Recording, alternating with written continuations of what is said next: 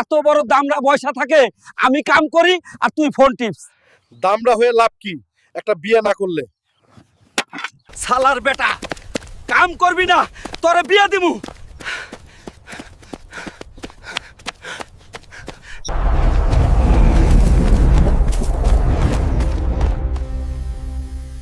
রাহিম কোথায় গেল? ওরে তো সারাদিনে একবারও দেখি নাই। কিরে, ঘরে আসোস না কেন? যে ঘরে বউ নাই সেই ঘরে আমি নাই। ঠিক আছে, তোর বিয়ে দিমু।